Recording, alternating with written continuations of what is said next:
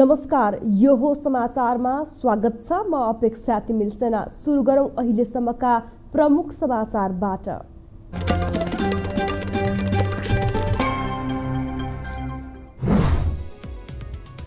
फागु पूर्णिमा अर्थात् होली पर्व आज तराईका जिल्लामा हर्षोल्लासपूर्वक मनाइँदै कोरोनाको त्रासले मुख्य शहरहरूमा होलीको रौनक घट्यो।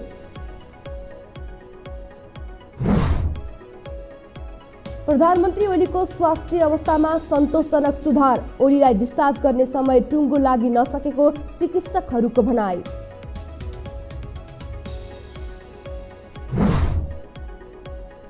कोरोनाको त्रासले होली पर्वमा व्यवसायमा समेत असर देखियो। रङ टी सर्ट र होटल व्यवसायमा पनि गिरावट।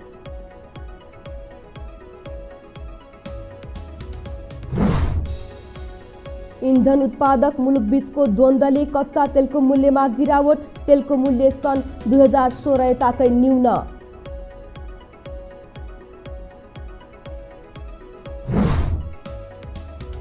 र आइसिसीको महिला टी20 ब्याटिङ वरियतामा नेपालकी उपकप्तान सीता मगर यथावत।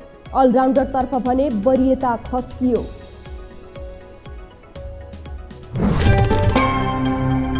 अब समाचार विस्तारमा। फागु पूर्णिमा अर्थात् रङहरूको पर्व होली तराईका जिल्लामा हर्षोल्लासका साथ मनाइँदैछ। वसन्त ऋतुको आगमनसँगै आपसी मेलमिलाप र सद्भावनाको सन्देश लिई आउने फागु पर्व परम्परागत रूपमा विभिन्न रङहरूको प्रयोग गरी मनाउने परम्परा छ।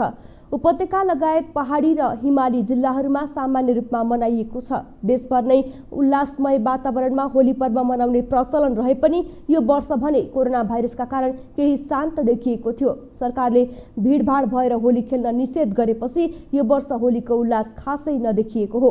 होलीका अवसरमा काठमाडौँको बसन्तपुरमा गाडिएको चिरलाई विधिपूर्वक ढाली बाजागाजा सहित टुडी खेलमा लगेर जलाउने चलन रहेको छ। चिरको खरानीको टीका लगाएमा अनिष्ट टर्छ भन्ने विश्वास रहेको छ। मेलमिलाप र सद्भावनाको सन्देश लिई आउने होली परम्परागत रूपमा रङहरू खेलेर मनाउने चलन रहेको छ।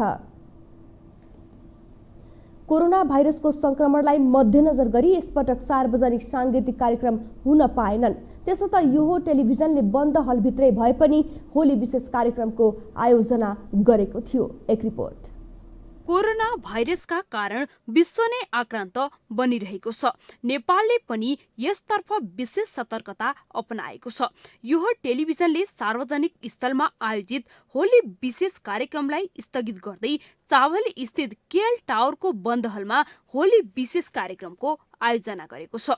सपन श्रेष्ठ, उदय श्रेष्ठ, विजय लामा लगायतका चर्चित गायकदेखि बाल कलाकारहरूसम्मले सांगीतिक प्रस्तुति दिएका थिए।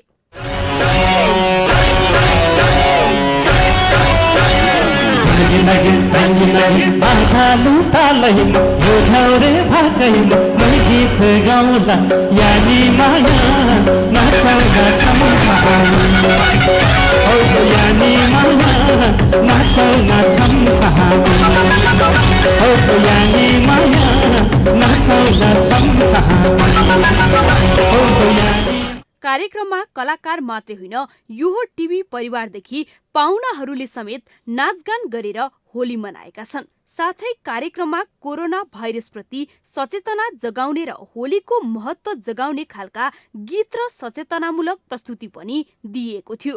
साथै कलाकारले चर्चित गीतहरू गाएर दर्शकलाई नचाउँदै मनोरञ्जन प्रदान गरेका थिए।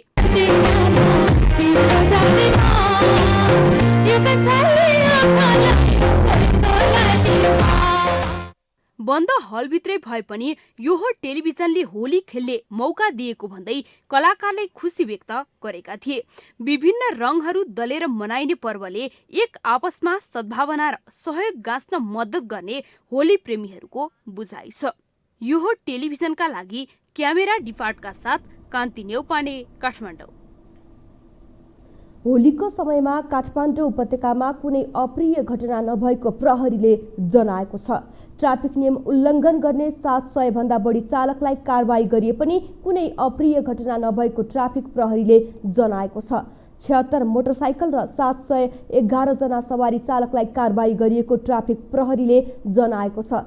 दुर्घटना न्यूनीकरणका लागि ट्राफिक प्रहरीले सम्झाउने बुझाउने गर्नुका साथै तीव्र गतिमा सवारी नचलाऊ, मापस्य गरेर सवारी नचलाऊ लेखिएका प्लेकार्ड बोकेका थिए। मादक पदार्थ सेवन मापस्य गर्ने 3 जना सवार भएका मोटरसाइकल र कागजात नबोकेका चालकलाई कारबाही गरिएको महानगरीय ट्राफिक प्रहरी महाशाखा प्रमुख प्रहरी वरिष्ठ उपरीक्षक एसएसपी भीमप्रसाद ढकालले बताउनुभयो। 11 जना चालकहरूलाई चाहिँ हामीले कानुनी दायरामा ल्याएका छौँ र 76 वटा मोटरसाइकलहरू चाहिँ हामीले होल्ड गरेका छौँ त्यो दुर्घटना हुन सक्छ भनेर। र यो किसिमले सरसर्ती हेर्दा चाहिँ दुर्घटनाको स्थिति गत सालको होलीमा भन्दा अहिले चाहिँ धेरै नै शान्त छ।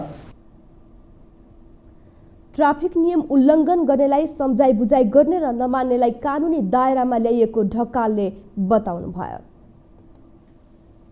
हामीसँग समाचार अझै बाँकी छन्, अहिलेलाई विश्राम।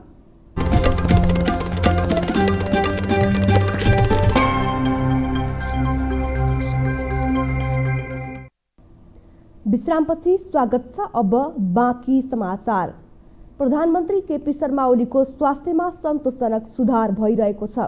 गत बुधबार दोस्रो पटक मृगौलाको प्रत्यारोपण गराउनु भएका प्रधानमन्त्री ओलीले नियमित खानपान, हिडुल र व्यायामलाई निरन्तरता दिनुभएको चिकित्सकहरूले बताएका छन्। प्रधानमन्त्री ओलीको स्वास्थ्यमा क्रमिक सुधार भए पनि डिस्चार्ज गर्ने समय अहिले भन्न नसकिने चिकित्सकहरूले बताएका छन्। त्रिवी शिक्षण अस्पतालका कार्यकारी निर्देशक डाक्टर प्रेमकृष्ण खड्काले नियमित रूपमा चेकजाँच भइरहेको र डिस्चार्ज कति दिनपछि हुन्छ भनेर भन्न नसकिने बताउनुभयो। सुधार भइरहेको छ। उहाँको नियमित खानपान, हिँडडुल र व्यायामलाई निरन्तरता दिएको छ। प्रधानमन्त्रीजीकी मृगौलादाता उहाँकी भान्जी श्रीमती समीक्षा सङ्ग्रौलाजीको स्वास्थ्य स्थिति पनि राम्रो अवस्थामा छ। नियमित रूपमा चेकअप हुन्छ। जुन दिन डिस्चार्ज हुन लागेको हुन्छ त्यही दिन डिसाइड हुन्छ, त्यो बेला मात्र भन्छ। प्रधानमन्त्री ओलीको पहिलो पटक भारतमा मृगौला प्रत्यारोपण गरिएको थियो। प्रधानमन्त्री ओलीलाई मृगौला दिने समीक्षा सङ्ग्रौलाको स्वास्थ्य स्थिति पनि राम्रो अवस्थामा रहेको अस्पतालले जनाएको छ।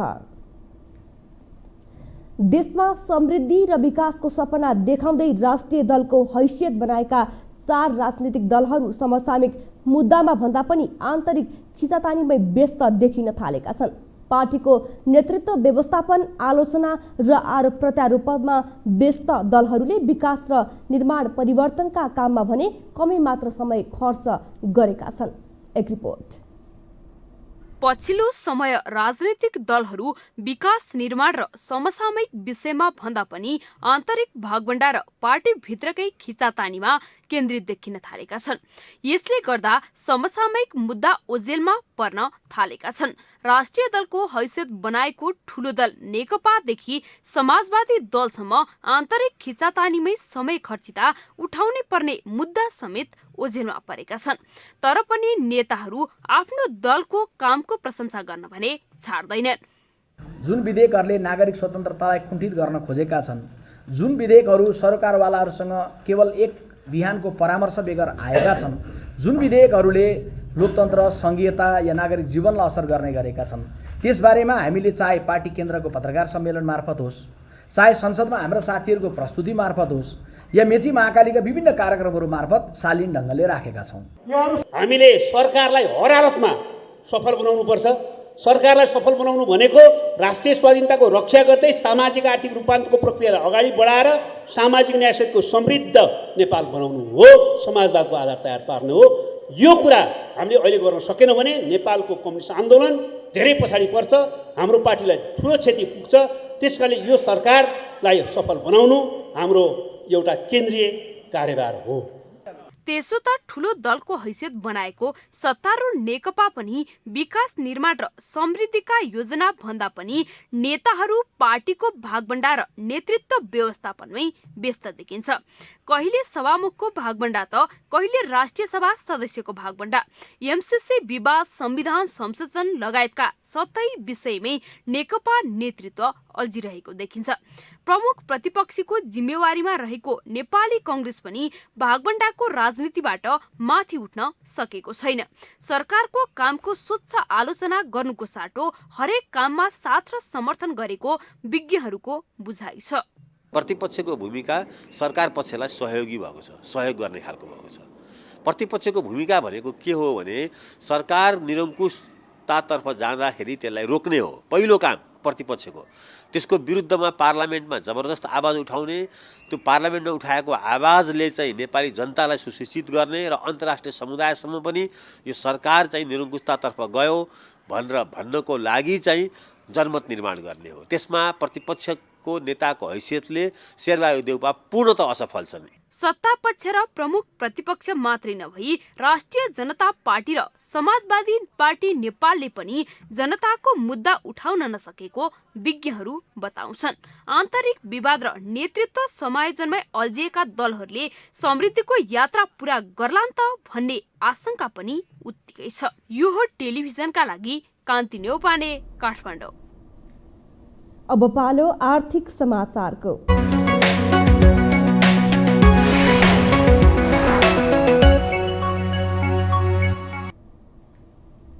होलीको समयमा रङ र होली विशेष टी सर्टहरूको व्यवसाय पनि राम्रो बन्ने गरेको छ। तर यस वर्ष भने काठमाडौँका असन, न्युरोड तथा महाबौद्ध क्षेत्रका व्यापारी निकै फुर्सदिला देखिएका थिए। होलीमा हुने रङ र टी सर्टको व्यापारका साथै होटल व्यवसायहरू ठप्प जस्तै बनेका छन्। एक रिपोर्ट। विगतका वर्षहरूमा होली सुरु हुनु एक साता अघिदेखि नै होली पर्वको चहल पहल देखिन्थ्यो।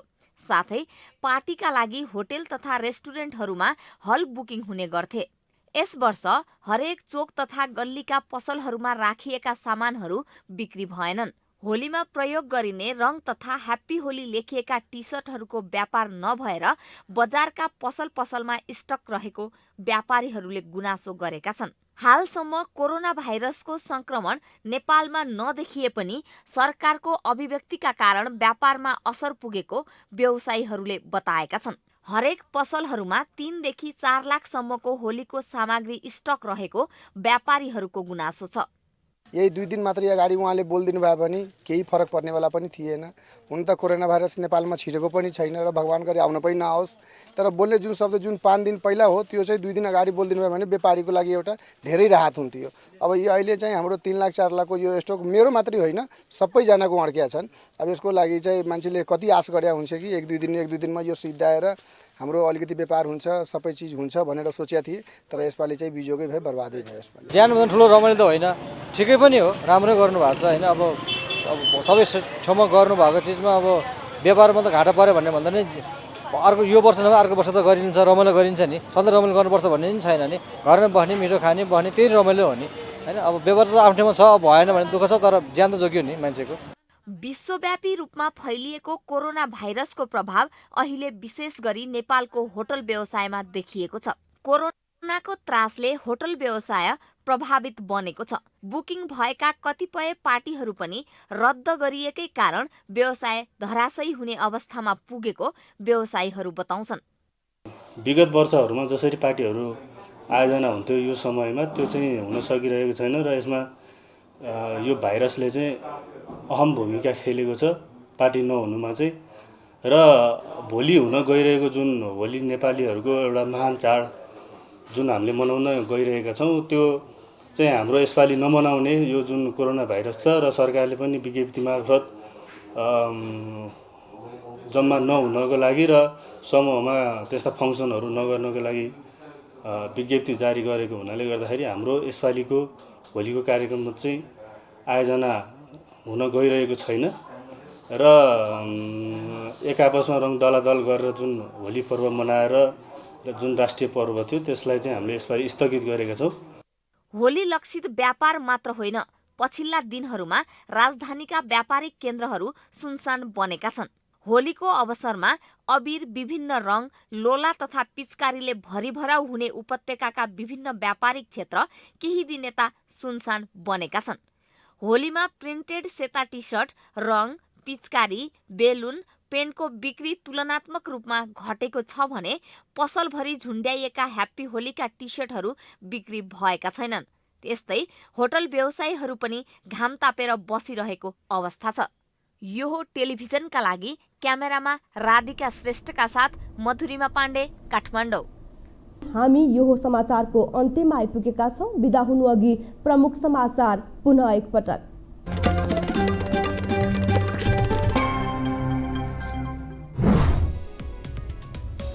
फागु पूर्णिमा अर्थात् होली पर्व आज तराईका जिल्लामा हर्षोल्लासपूर्वक मनाइँदै कोरोनाको त्रासले मुख्य सहरहरूमा होलीको रौनक घट्यो। प्रधानमन्त्री ओलीको स्वास्थ्य अवस्थामा सन्तोषजनक सुधार। ओलीलाई डिस्चार्ज गर्न समय टुङ्गो लागि नसकेको चिकित्सकहरूको भनाइ।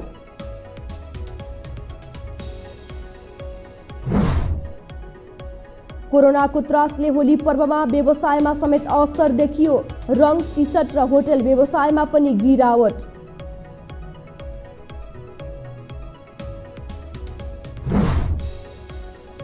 इन्धन उत्पादक मुलुकबीचको द्वन्द्वले कच्चा तेलको मूल्यमा गिरावट। तेलको मूल्य सन् 2016 यताकै न्यून।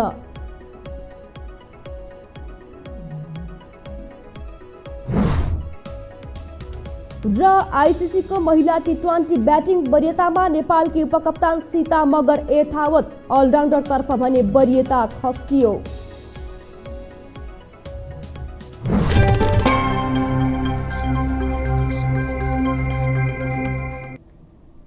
अवस्था यो हो समाचार अहिलेलाई सकियो। समाचार बुलेटिनका साथै यो टेलिभिजनका सम्पूर्ण कार्यक्रम यो खबर.com युट्युब र फेसबुकमा पनि पढ्न र हेर्न सक्नुहुनेछ। मोबाइलमा यो टिभी एप डाउनलोड गरी हामीलाई प्रत्यक्ष हेर्न सक्नुहुनेछ। तथ्यसहितको निष्पक्ष समाचारका लागि हेर्दै रहनुहोला यो टेलिभिजन। नमस्कार।